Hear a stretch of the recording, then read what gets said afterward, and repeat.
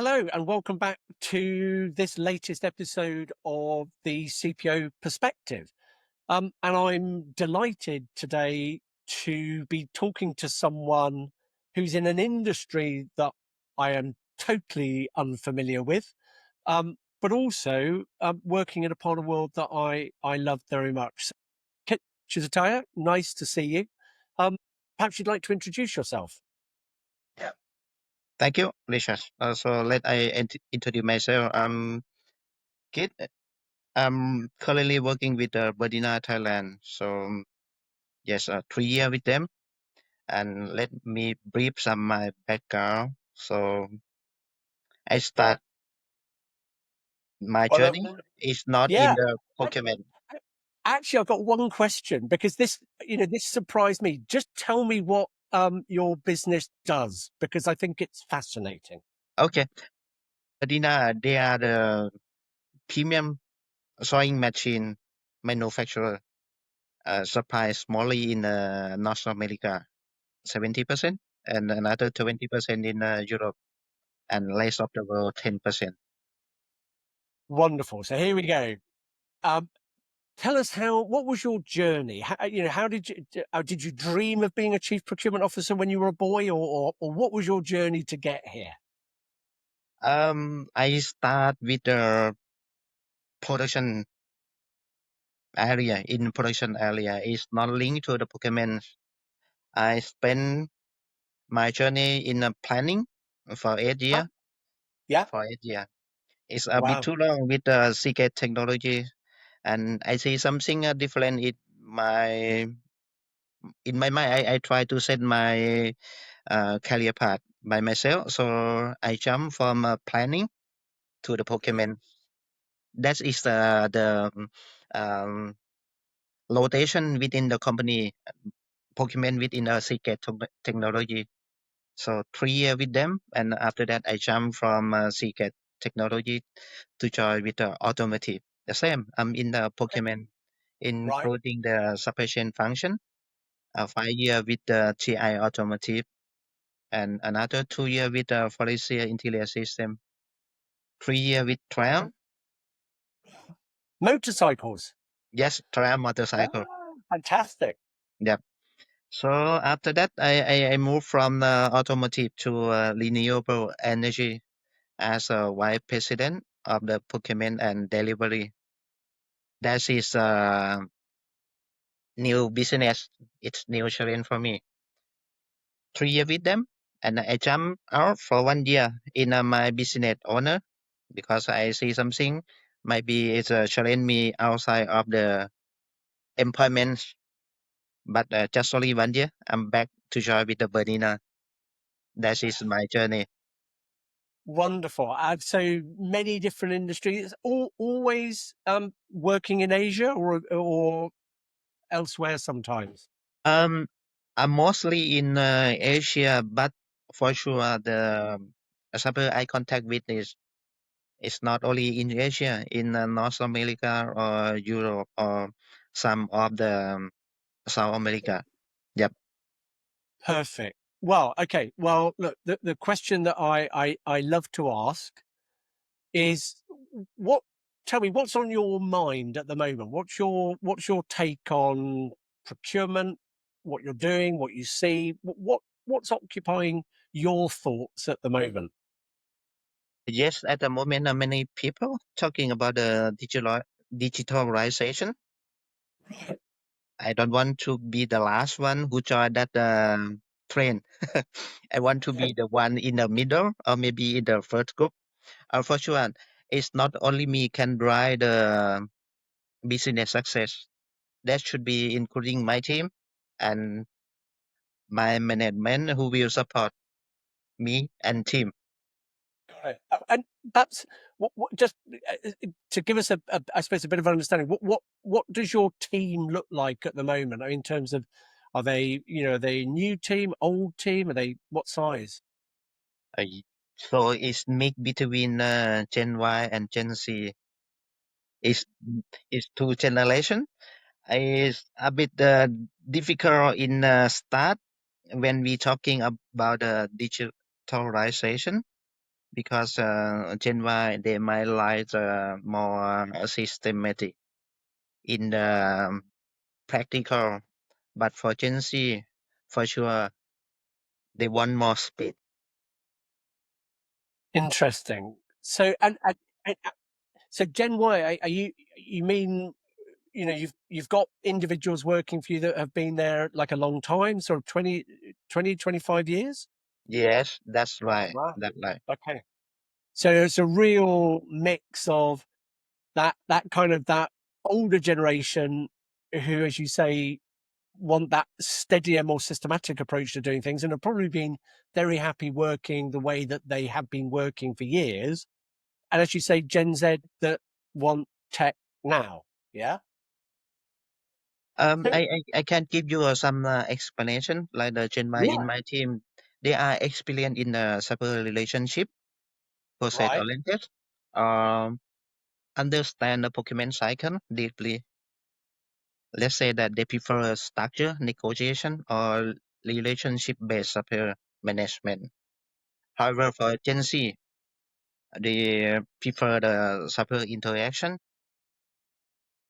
quick to explore for the new feature, but still might be lack some context why supplier relationship need nurture beyond the system.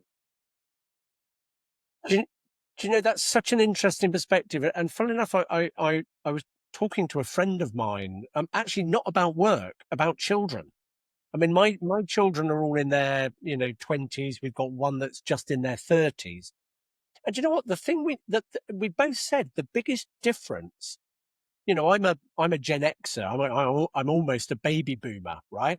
But you know, my instinct is to talk to people, whereas my kids, all they want to do is get their mobile phone out and, you know, message people. So, and it's really interesting that you draw that distinction between your Gen Y. Everything you talked about is relationship, supply relationship, stakeholder relationship, but not so happy with tech. Gen Z happy with tech, but perhaps not so good at the talking to people bit and building. I mean, is it literally? Can you see that much difference between the two groups? Wow, really? For sure that is a different thing because these are from the layers my little works that I interact with my team and my people. Hmm. For sure, that creates something different for two type of the generation. However, we have to gap or bridge between these two generation, how they can understand the relationship, how they understand the speed.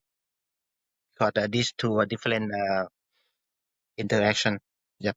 How are you solving that? I mean, as you say, you don't want to be a you know, a trailblazer on technology, but you don't want to be at the back of the queue. You know, you want to adopt it, you know, in the middle of the pack, which I think is a really good place to be. Oh, if you're as you're thinking about doing that, what's your approach to bringing both of those groups together so that your digital transformation, you know, doesn't land badly with one or the other? How are you going about balancing those two groups? Okay, I say like this. When we talking about digitalization, we need some workflow or the process. The one who know the speed is Gen Z. They can decide the flow, but to join between each block or flow, we can link to the relationship that Gen Y they might be have the better experience on that.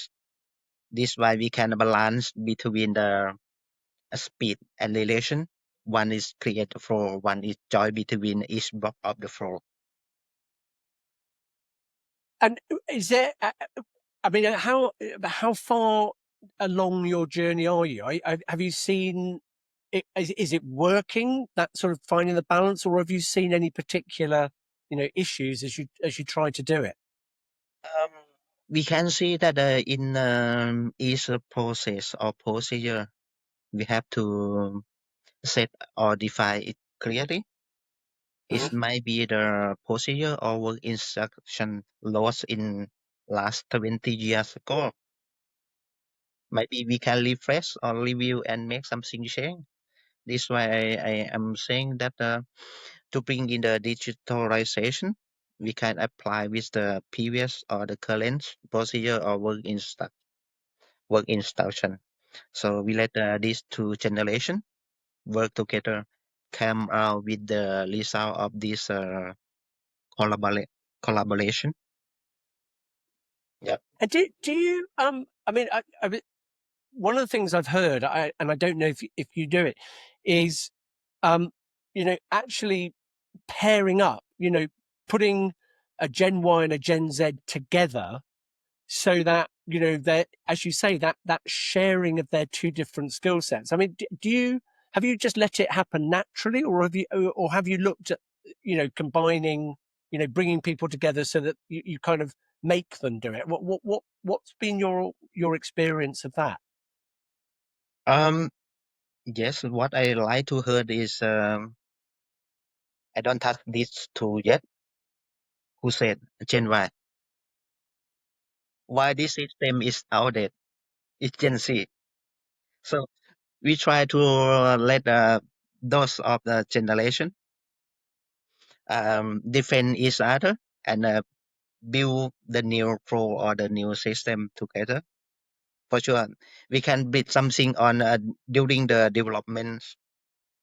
For sure, we can observe or review and point something during the working is done or during the process.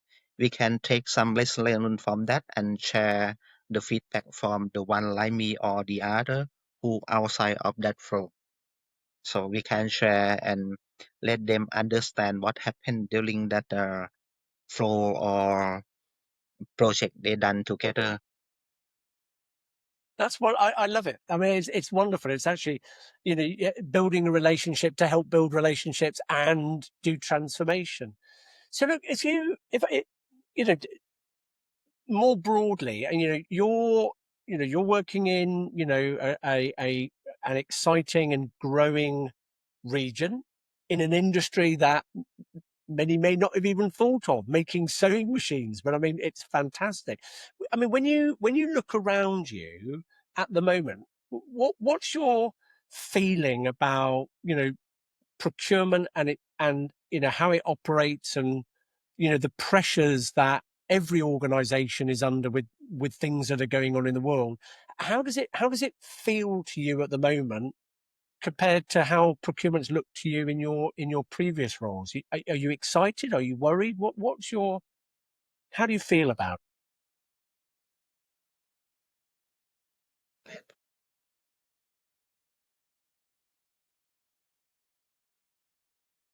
it? Great. But as you ตัวเดียว look around you in working in Asia, I mean, what's เน็ตมัน your หายพี่พิมพ์ feeling about where procurement is มาแล้ว and how it's expected to operate? I mean, are you optimistic? Are you worried? I mean, what's your take on what it's like to be a procurement leader at the moment?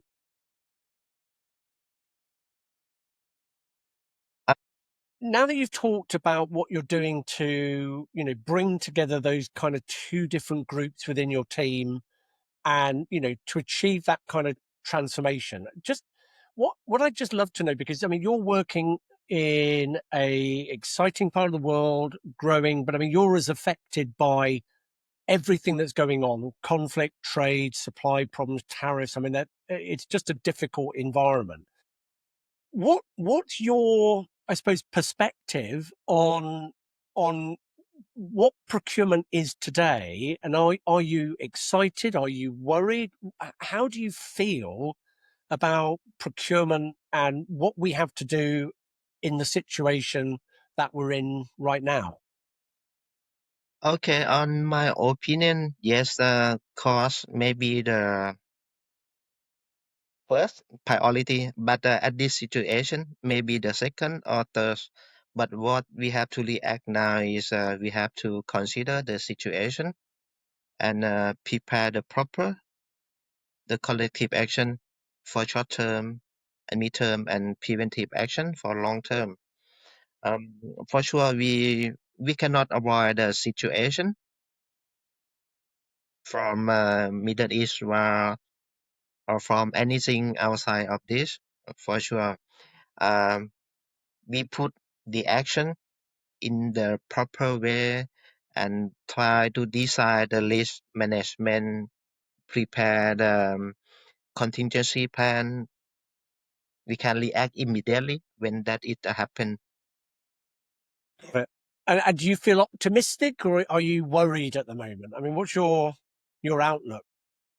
I'm not worried because I prepare it in advance for sure. Um, some topic maybe we missing to estimate, but it's also in the scope that we have the contingency plan or the backup plan on that. Wonderful. I mean, it's good to hear, and it's you know, I think the days of having a contingency plan and it was nice and it sat on a shelf and we just got on with business as usual. I mean, my sense at the moment is actually we're writing contingency plans because we're probably going to have to use one of them. Right, you Right. are right. All right. Well, look, last question for you. You've had a wonderful career and it's still going. But if you were talking to, someone who was just starting out in the procurement profession, what advice would you give them as they begin to grow? If you like to play with any challenge or you like to react on that pressure, yes, welcome for the Pokemon world. So you better be enjoying the pressure and the uncertainty. But that's Right, great. right, right. I know who wants a merry-go-round when you can have a roller coaster, right? Even we have no the external issue, but the internal issue we are also facing. Internal it mean our internal stakeholder. it, yeah, it's funny, isn't it? If it's not Yeah. one, it's the other, and at the moment, it's probably both. Um, Kit, thank you for your time. Honestly, just listening to you and to the other leaders I've been speaking to, just there are so many things that are common, but there's also so many different perspectives, and this idea of actually generational differences in a team are not a problem. It's an opportunity to get the best of both, which I think is just such a lovely message while we ride the roller coaster of chaos. For sure. Yes, that's right. No one avoid on that. Well, Kit, all I can do is say thank you to you. And look, I hope you've enjoyed this episode. If you would like to participate, please just drop me a note. And if there's any topics or people that you can think of that would like to share their story, again, drop us a line. But until the next episode, thank you and enjoy our wonderful profession. Kit, thank you very much indeed. Thank you for All providing right. me the opportunity. Bye. It's wonderful. Thank you. My pleasure.